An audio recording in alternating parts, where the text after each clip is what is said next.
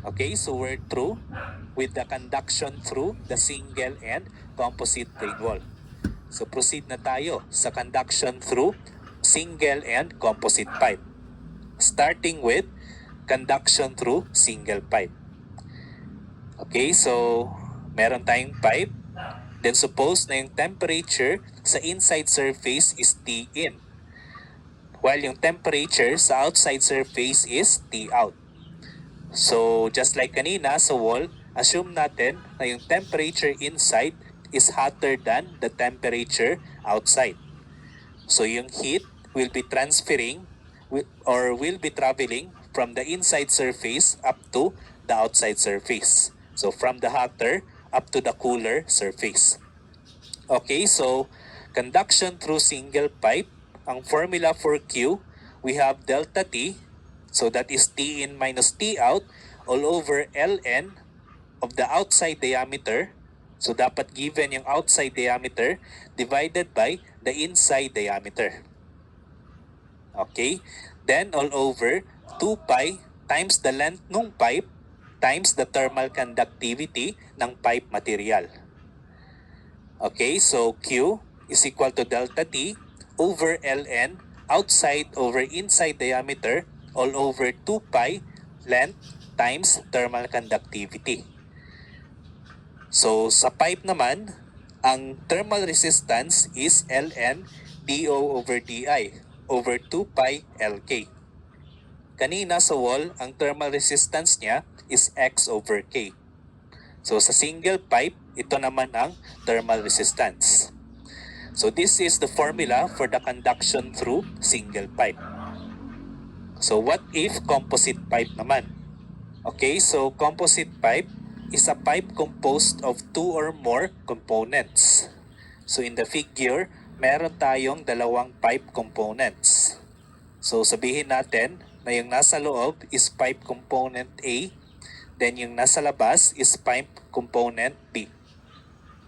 Okay, so just like kanina, assume natin na yung temperature sa innermost surface is greater than the temperature sa outermost surface. So yung temperature sa innermost is T sub 1, while yung temperature sa outermost is T sub 3. Okay? Then yung surface 2 is actually the contact surface between the two pipe materials. So meron tayong tatlong diameters. The innermost diameter is D sub 1. The middle diameter is D sub 2. Then yung outer diameter is D sub 3. Okay, so yung outer diameter ng pipe A is actually the inner diameter of pipe B. So you can see that from the figure. So para makuha natin yung Q, you can use this formula. So Q is equal to delta T divided by the summation of the thermal resistances. So just like doon kanina sa composite plane. Okay, so dito sa composite pipe, yung denominator will be the summation of thermal resistances pa rin. So kung babalikan natin yung single pipe, the thermal resistance of a single pipe is Ln outer diameter divided by inner diameter of that pipe component all over 2 pi times the length of the pipe, then times the thermal conductivity of the pipe component. So ganun din yung gagawin natin sa composite pipe. We will just take the summation. So starting with the pipe component A, so yung thermal resistance niya is Ln of the outer diameter ng pipe component A. So yung outer diameter ng A is D sub 2 divided by the inner diameter of pipe component A. So that is D sub 1. Kaya Ln D2 over D1. Then all over 2 pi times the length ng pipe, then times yung thermal conductivity ng component A. Then plus yung thermal resistance ng pipe component B naman. So that is Ln of the outer diameter ng pipe component B, that is D sub 3 divided by the inside diameter ng pipe component B. So that is D sub 2. which is why ln d3 over d2. Then all over 2 pi times the length of the pipe, then times the thermal conductivity of pipe material B. So kung merong pipe material C, dagdagan lang yung denominator. So plus ln, yung magiging outer diameter ng pipe material C will be d sub 4. Then yung inner diameter ng pipe material C will be d sub 3.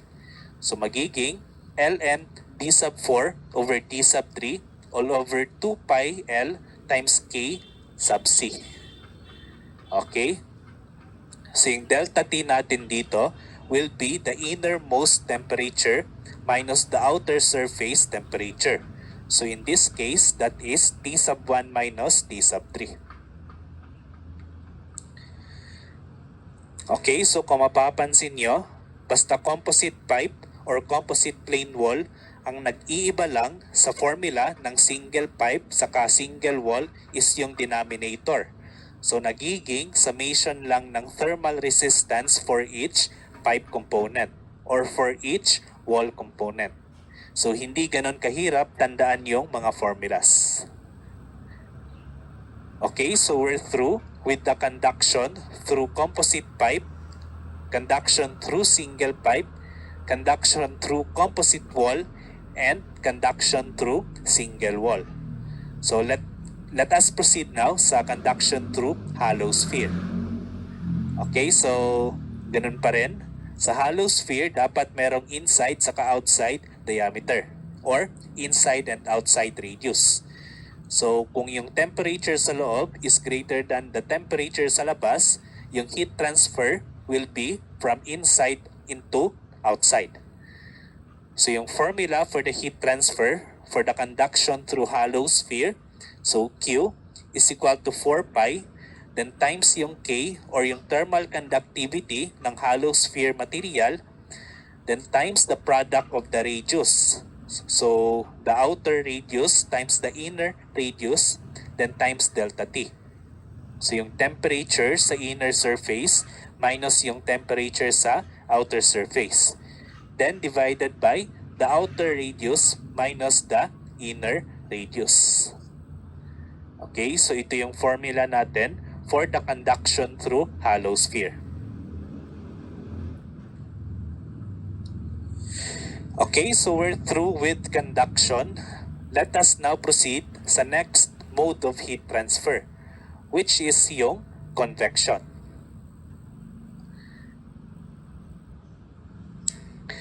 Okay, so if yung heat is traveling across a fluid, then heat is being transferred by means of convection.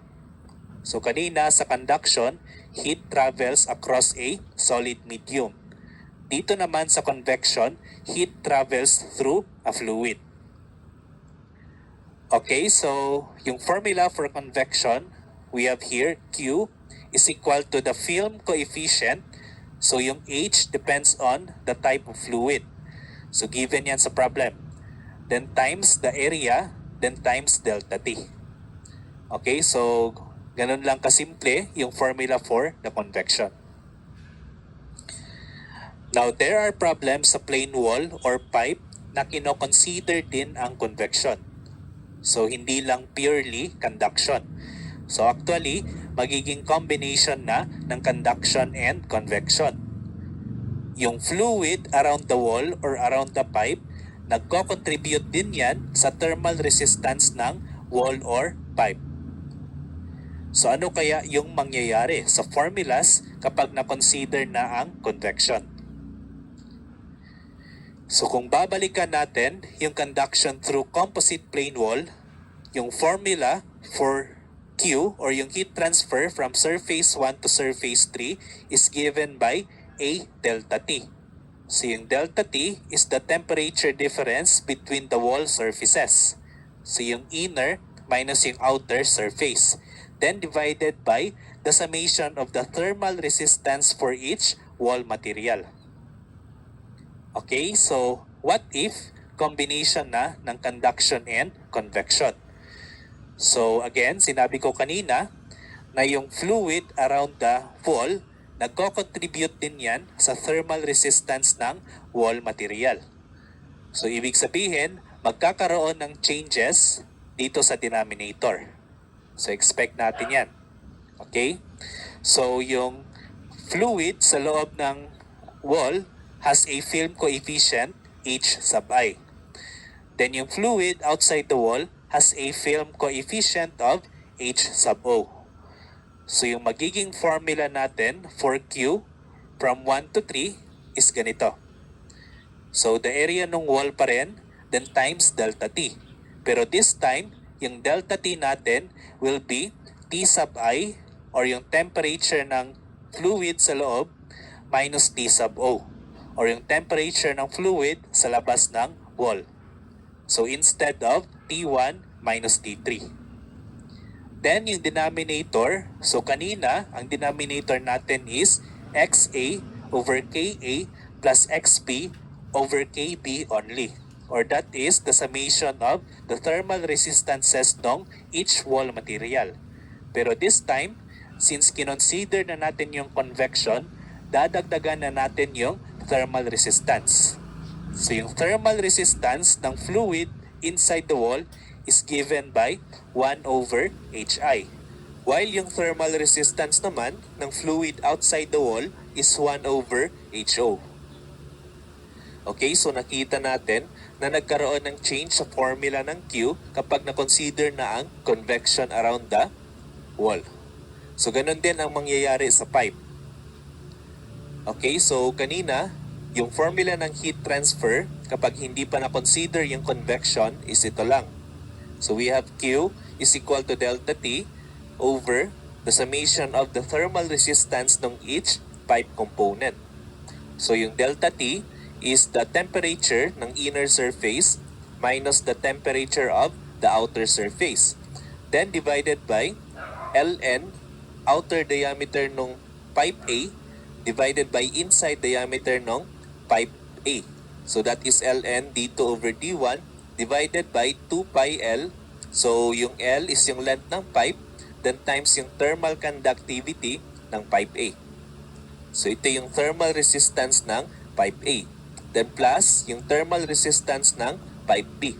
So Ln outer divided by inner diameter ng pipe B. So that is d3 over d2.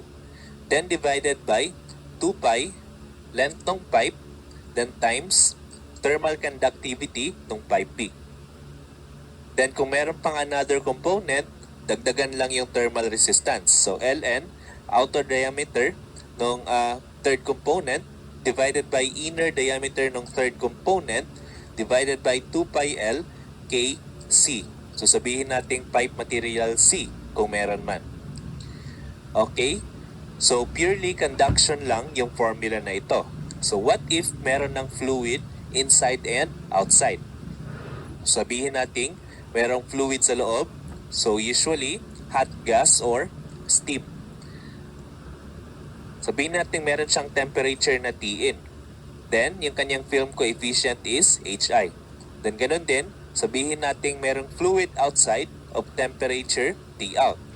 Then meron siyang film coefficient na HO. So, yung mangyayari is madadagdagan din ang thermal resistance ng pipe just like kanina sa wall. So, yung equation is magiging Q is equal to delta T all over the thermal resistance ng pipe including yung fluid inside and outside. Okay? So, yung thermal resistance ng pipe only, ganun pa rin. Yung Ln, outside over inside diameter, divided by 2 pi L times the thermal conductivity. So makikita pa rin natin sa bagong equation. However, meron tayong bagong resistances. Yung thermal resistance due to the fluid inside, saka yung thermal resistance due to the fluid outside. So ito yung sa inside, 1 over pi L d sub 1 times Hi. So yung pi L d sub 1 is actually the innermost surface area. So take note, surface area. That is why pi L d. Hindi siya cross-sectional area. So do not be confused between the surface area and the cross-sectional area. Kasi dito sa heat transfer, ang usually na kinoconsider natin for a pipe is the surface area. So that is why pi L D1. So again, ito yung thermal resistance ng fluid inside the pipe. Then yung thermal resistance naman ng fluid outside the pipe is ganun din yung formula, 1 over the surface area, then times HO. So yung surface area will be the surface area of the outside surface. So pi L D sub 3. Then take note na yung delta T is hindi na T1 minus T3, kundi T in minus T out, or that is the temperature of the fluid inside minus the temperature of the fluid outside. Okay, so ito na yung formula ng heat transfer across a composite pipe kapag na-consider na yung fluid inside and outside the wall, or inside and outside the pipe rather. Okay, so kapag nakastate sa problem na do not consider convection or consider conduction only, the only formula na gagamitin will be itong nasa taas. Okay? So I guess we're through with conduction and convection, both for plain walls and pipe. Okay, next, problem number 4. A composite wall is made up of an external thickness of brickwork 110 millimeters thick. Inside is a layer of fiberglass 75 millimeters thick. The fiberglass is faced internally by an insulating board 25 millimeters thick.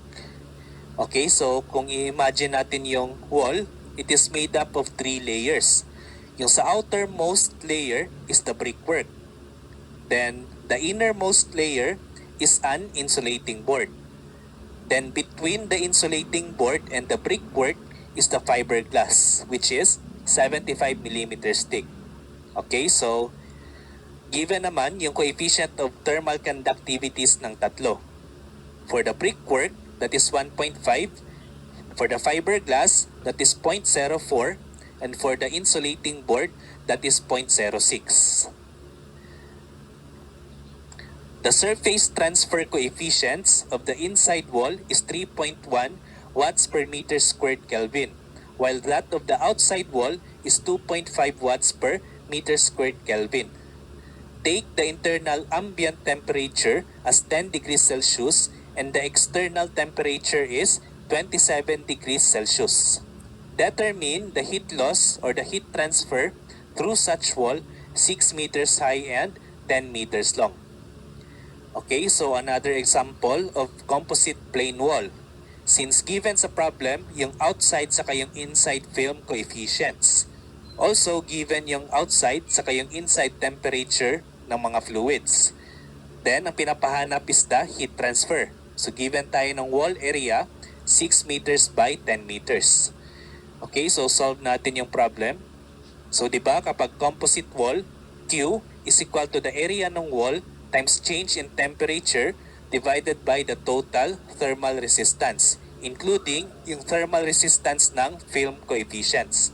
Or I mean, yung thermal resistance ng fluid inside and outside the wall. So kung i-expand natin yung equation, we have Q is equal to A. So dapat may area yan. Okay, Q is equal to A delta T all over 1 over HI plus X over K ng brickwork plus thickness over K ng fiberglass, then plus X over K ng insulating board, then plus 1 over the outside film coefficient. Okay, so given lahat sa problem, plug in lang natin.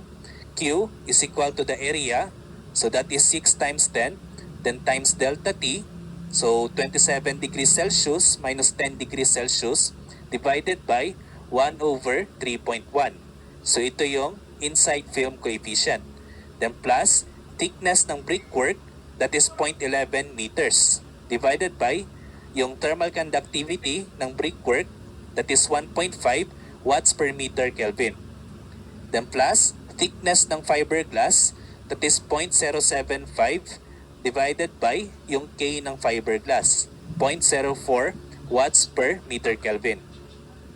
Then plus yung thickness ng insulating board, that is 0.025 meters divided by the thermal conductivity, which is 0.06 watts per meter Kelvin.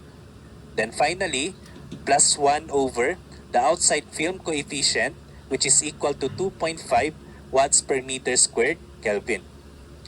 Okay, so simplify using your calculator. So makukuha natin yung answer. And that is Q is equal to 330.36 watts. Okay, so again, ito ay isang example ng conduction and convection through composite plane wall. So, going back dun sa problem, yung final answer natin should be letter A.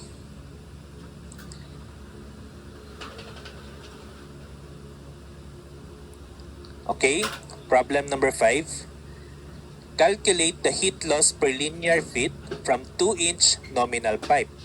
So kapag sinabing nominal pipe diameter, hindi pa yan ang outside or yung inside diameter ng pipe. So ibibigay pa yan. For 2-inch nominal pipe, ang outside diameter niyan is 2.375 inches. Okay, so yung pipe is covered with 1 inch of an insulating material having an average thermal conductivity of 0.0375 BTU per hour feet degrees Fahrenheit. Assume that the inner and outer surface temperature of the insulation are 380 degrees Fahrenheit and 80 degrees Fahrenheit respectively. Okay, so meron tayong choices. So ang pinapahanap is Q per unit length. Kasi kung mapapansin natin sa mga units ng choices, BTU per hour per feet. Okay, so tingnan natin yung illustration. So this is actually the insulation. Yung tinatanong sa problem is the heat transfer from the inner surface to the outer surface ng insulation. So given yung inside surface temperature, which is equal to 380 degrees Fahrenheit. While yung outside surface temperature naman is 80 degrees Fahrenheit. So since mas malaki yung temperature sa inside surface compared sa outside surface, heat is traveling from inside to outside. Okay, so from inside to outside yan. Then given yung thermal conductivity ng insulating material as 0.0375 BTU per hour feet degrees Fahrenheit. Okay, so solve natin. Yung outer diameter muna ng insulating material. Take note, ang binigay sa problem is the outer diameter ng pipe. So yung outer diameter ng pipe is actually the inside diameter ng insulating material. So do not be confused. Yung hinahanapan natin ng heat transfer is actually yung heating or yung insulating material only. Okay, so again, yung outer diameter ng pipe is actually the inner diameter ng insulating material. Then, para mahanap natin yung outer diameter ng insulating material, you can use this formula. So from the figure, yung outer diameter is actually the inside diameter plus 2 times the wall thickness. So given naman yung thickness ng insulating material, that is equal to 1 inch. So 2.375 plus 2 times 1 inch, that will be the outer diameter, which is equal to 4.375 inches. Okay, so going back sa equation natin for the heat conduction through single pipe, we have the formula Q is equal to delta T all over ln d sub O over d sub I, or that is the outer diameter divided by inner diameter ng insulating material, then divided by 2 pi times the length ng pipe, then times K. So yung pinapahanap is actually Q over L. So pwede nating i-take out yung L from the equation, gawin nating Q over L. And that is equal to delta T, so 380 minus 80 all over the thermal conductivity ng insulating material. So that is ln outer over inner diameter, or 4.375 divided by 2.375 divided by 2 pi times K. So nilabas na natin yung L. Yung K is 0.0375 BTU per hour feet degrees Fahrenheit. Okay, so simplify using your calculator. Yung Q over L should be 116 BTU per hour per feet.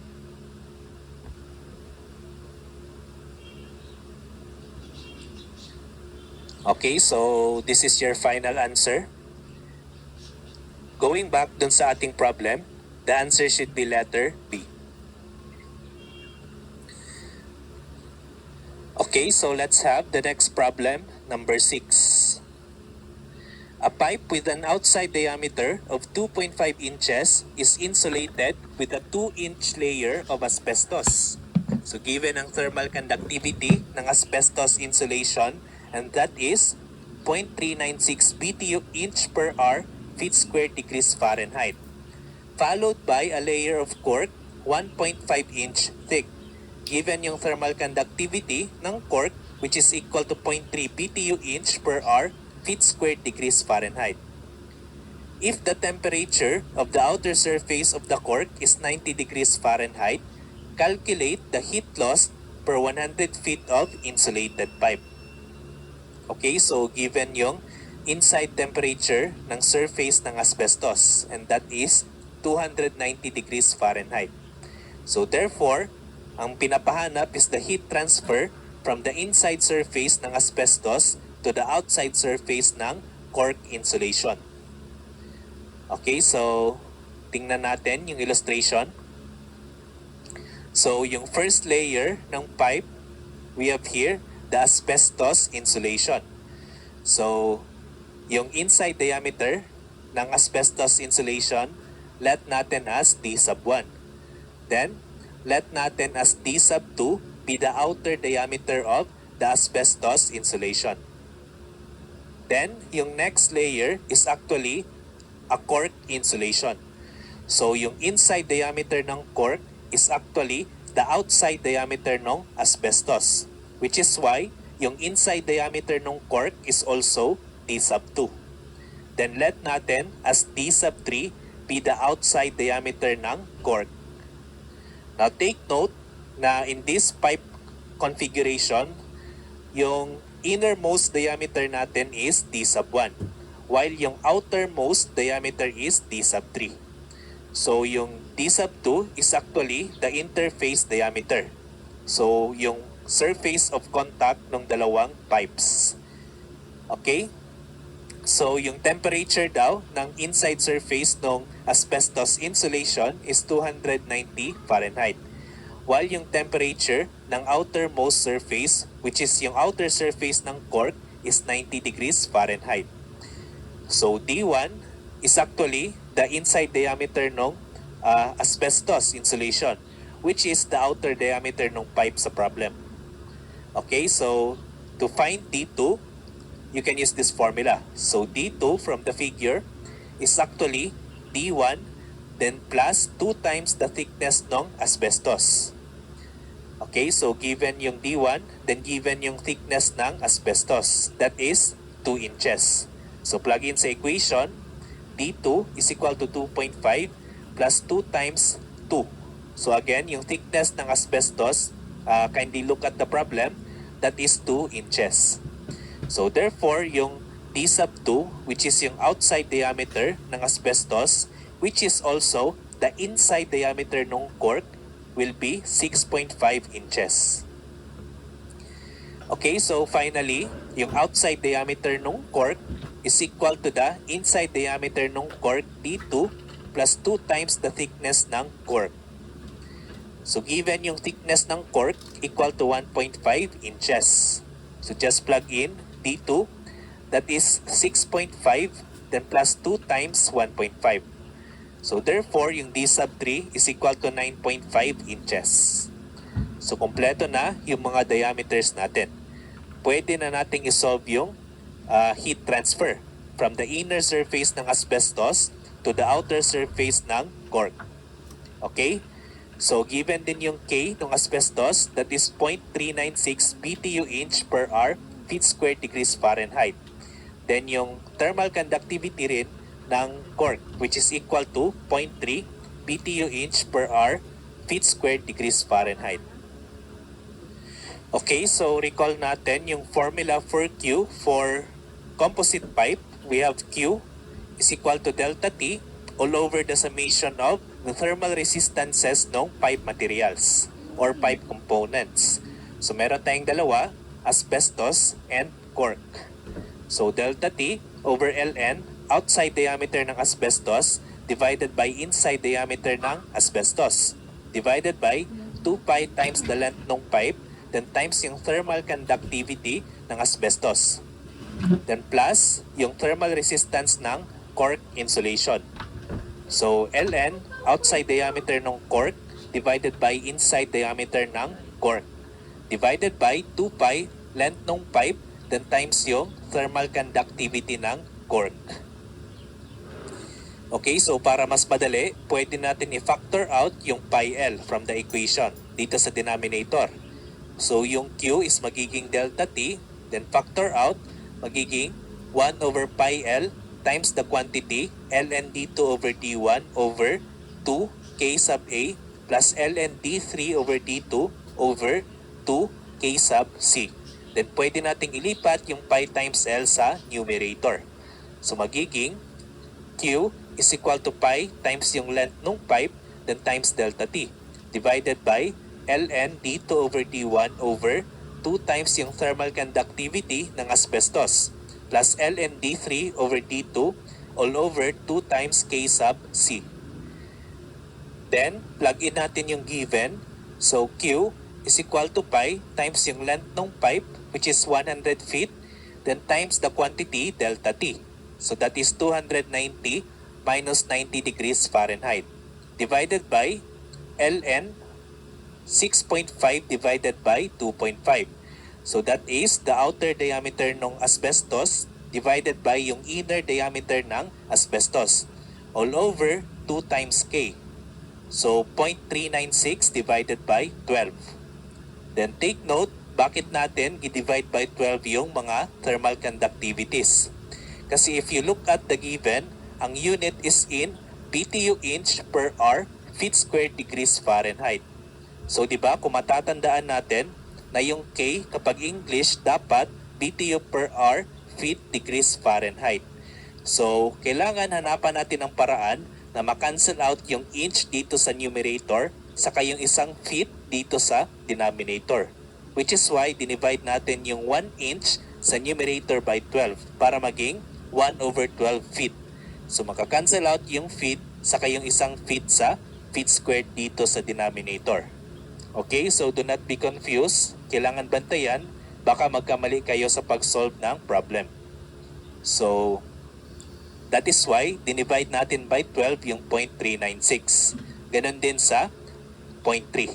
So, the same unit, BTU inch per hour feet squared degrees Fahrenheit. Okay, so after ma-plug in lahat, you can use your calculator to solve for the value of Q. So, Q is equal to 2,847.3 BTU per hour.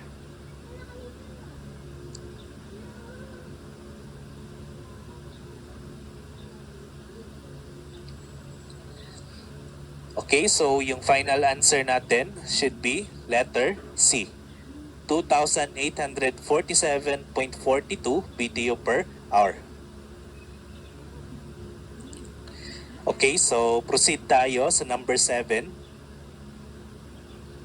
An insulated steam pipe located where the ambient temperature is 32 degrees Celsius has an inside diameter of 50 millimeters with 10 millimeters thick wall.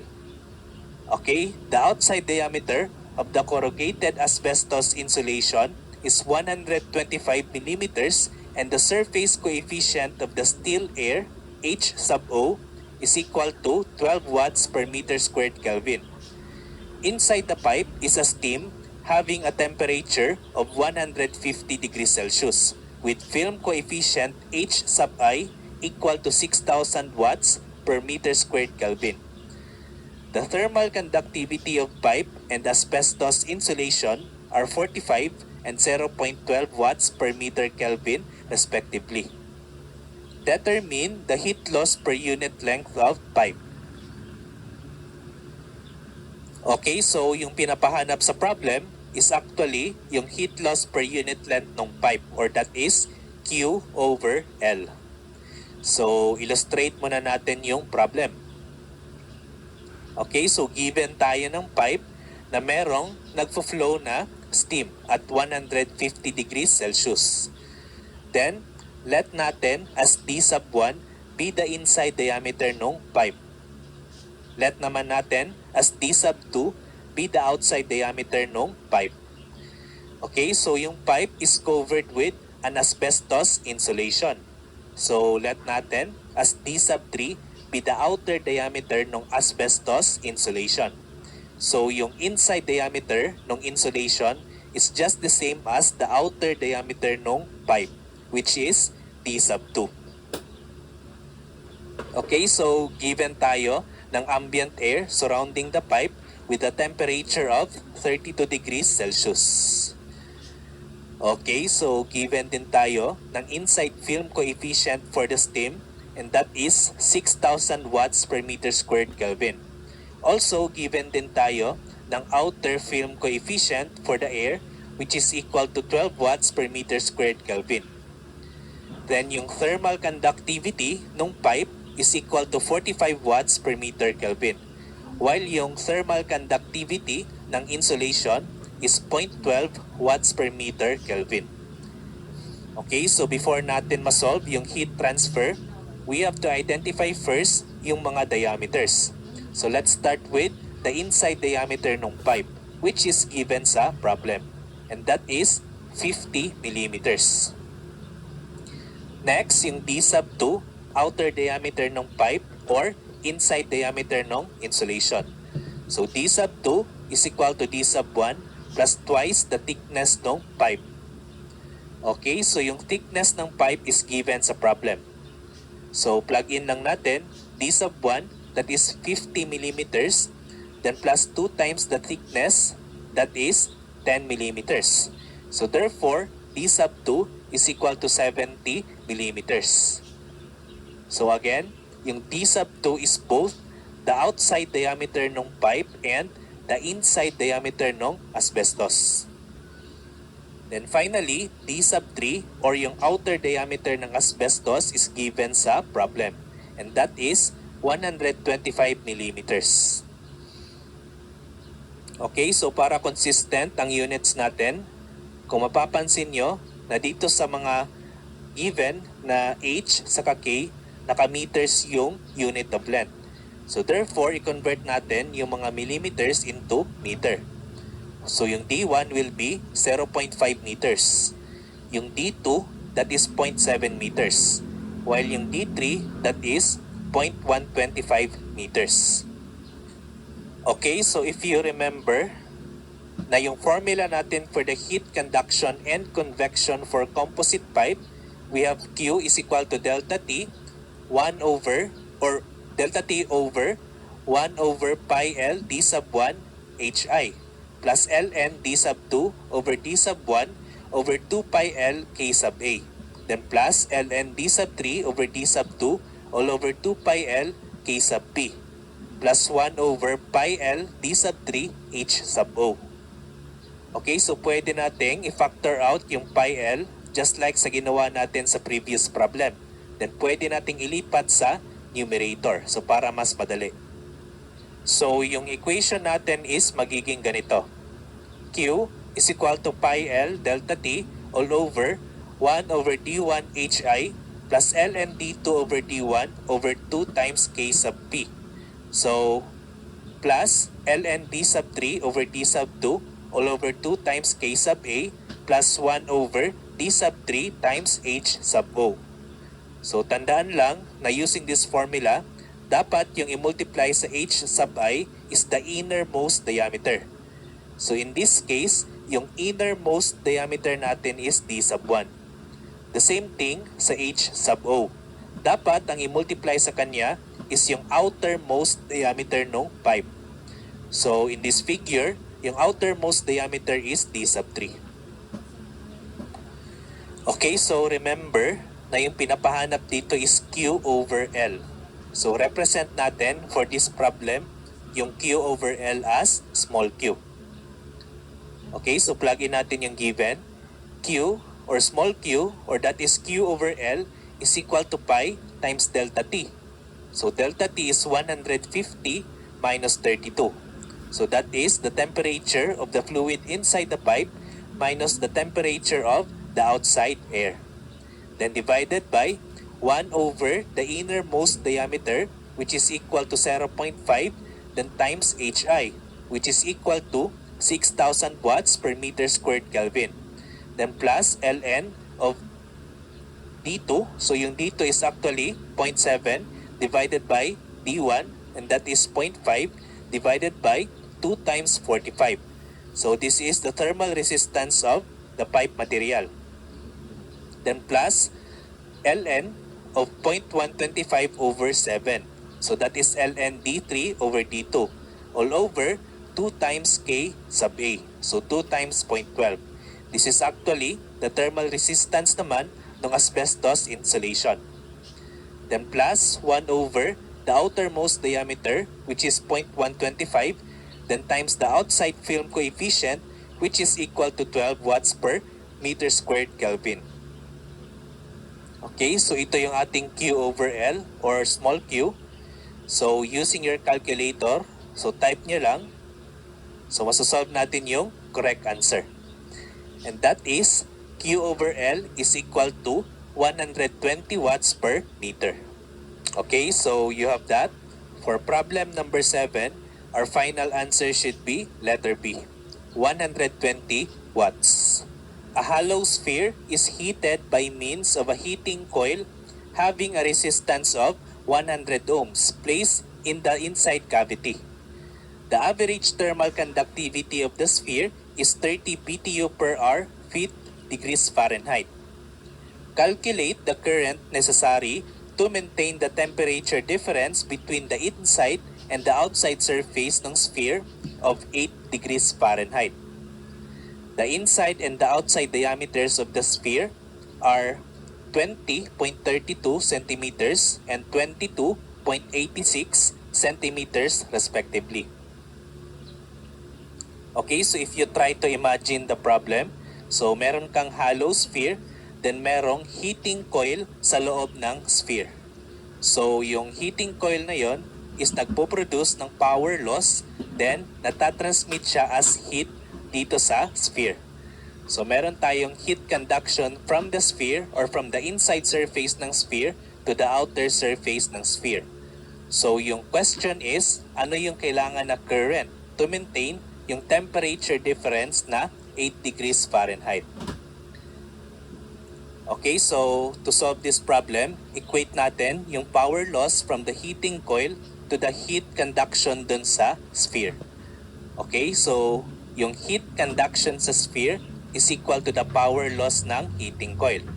So from our basic electricity, yung power is equal to current squared times the resistance, or I squared times R. So para ma-solve natin yung I, solve muna natin yung heat conduction through the sphere. Then given naman yung resistance na 100 ohms. Then take note na sa equation na ito, I squared R, ang unit ng power is watts.